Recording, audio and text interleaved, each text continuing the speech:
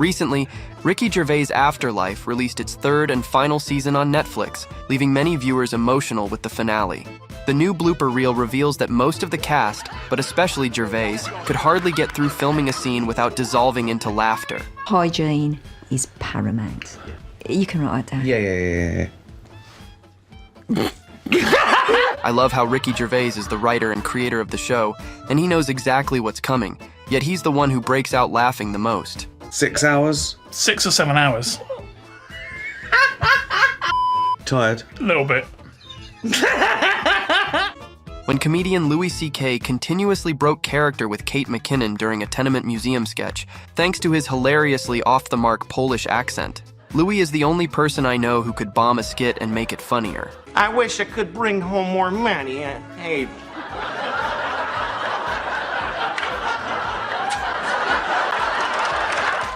The Office stars are professionals, but sometimes the show is too funny for even them to handle. On the episode of Secret Santa, which featured a scene so funny that the entire cast broke while filming. What would you like for Christmas, little Kevin?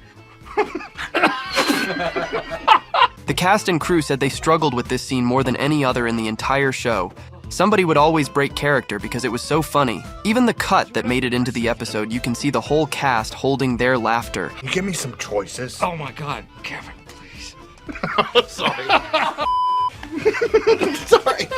Did you know that one of the funniest lines out of Fast and Furious 6 was actually improvised by Dwayne Johnson? Hey, Mia, you better hide your baby or... You better hide that big-ass forehead. That was his joke. The comment was completely unscripted, resulting in Ludacris's hilarious reaction.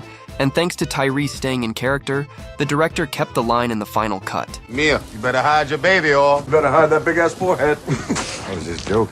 On Murderville, when Kumail Nanjiani started squawking, and Will Arnett almost lost it. In Murderville, guests breaking character and cracking up is just part of the deal.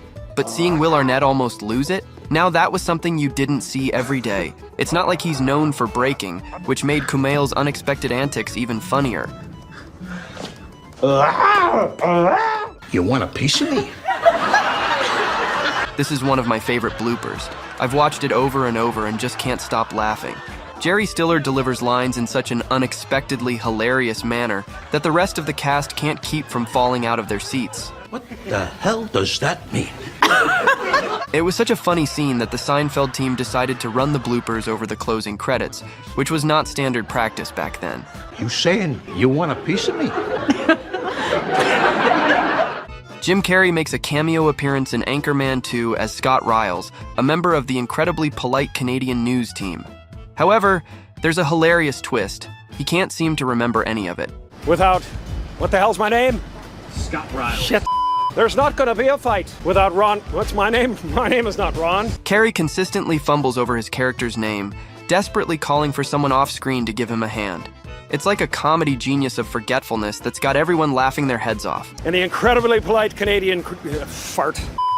Yeah! Unlike the other movies and TV shows, Breaking Bad isn't a comedy and it's far from it. But that never stopped Bryan Cranston from goofing around on set. Though Cranston often messed up his lines, more often than not, it was purposeful. Who messes with the blowfish, Jeff? And Jeff, you're not Jeff, are you? Who messes with the blowfish, Jeff? Ryan Reynolds, who brought life to the character, really let loose when it came to running his mouth, making Deadpool a big splash when it came out, and still considered one of the most memorable and funniest of its genre. Considering Deadpool is called the Merc with a Mouth, we expect nothing less. Andale, you big silver toy! You gonna leave me all alone here with less angry Rosie O'Donnell? He looks like that guy from Lord of the Rings if he had gotten cancer. When RDJ and Gwyneth Paltrow are about to separate for a lengthy period, and the two characters try to kiss, only Paltrow can't do it without laughing, which in turn makes Robert lose his composure. Fly safe. You gonna have a gag reel on this like Smokey and a Bandit? During the Jamie Foxx show's Traffic School Days episode, the entire cast burst into laughter when Mark Curry, playing the instructor, slid and almost tripped as he ran toward the front of the room. The problem, it was square. Did I ask you to stay in the bed? The fact that the slide was a mistake, but still so clean to this day, amazes me. During one of the parks and recreation scenes, Aubrey Plaza and Chris Pratt head to the doctor's office for If you're a content creator of any kind, you need to check out Motion Array. My name is Paul, filmmaker and YouTuber, and I am using Motion Array that has helped me produce a lot of content fast and has taken my videos to Andy's concussion.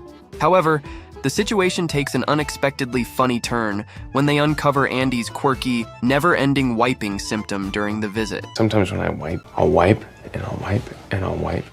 It's like I'm wiping a marker or something. I love how the cameraman has to switch angles mid-scene to try and hide April's breaking of character, as well as the doctor's smiling. You can tell Andy is trying his best not to laugh as well. And I'll wipe 100 times. Still poop. Still poop. Let me check that.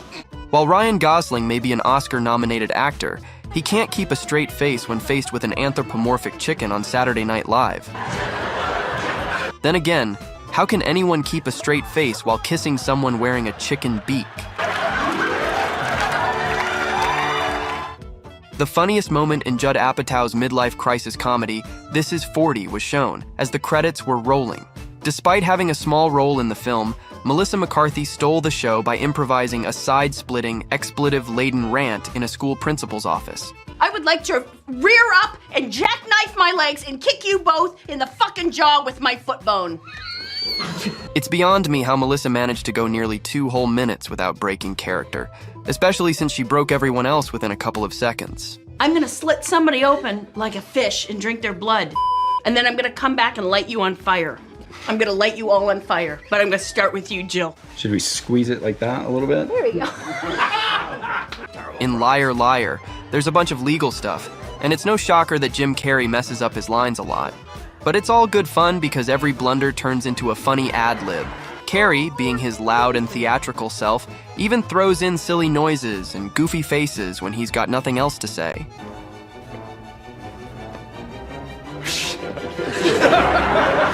It isn't easy to make Will Ferrell crack, and as he's one of the quickest comedy actors when it comes to improvising, few others can make him laugh more than himself.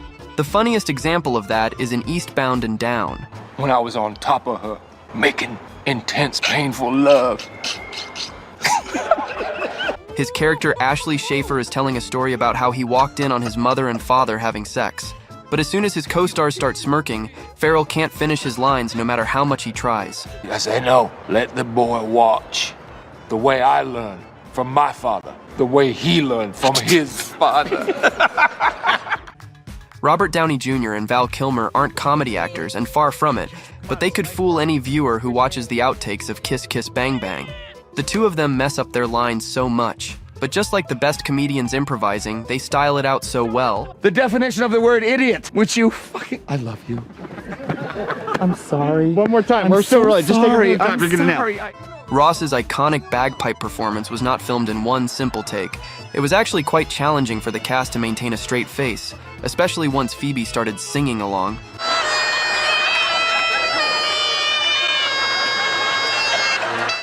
In a live episode of Will and Grace, Deborah Messing and Sean Hayes couldn't stop cracking up while talking about Jack being a woman of quality. The fact that both of them nearly lose it makes me die of laughter. I've never cheated. No.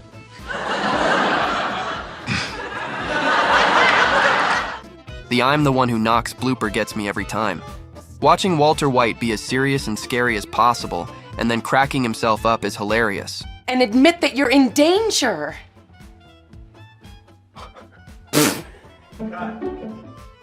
You might think that it would be difficult for an animated movie to get in on the fun of bloopers, but one of the great things about early Pixar is that it would often animate outtakes where the actors messed up a line or were goofing off with one another. You finished now, right?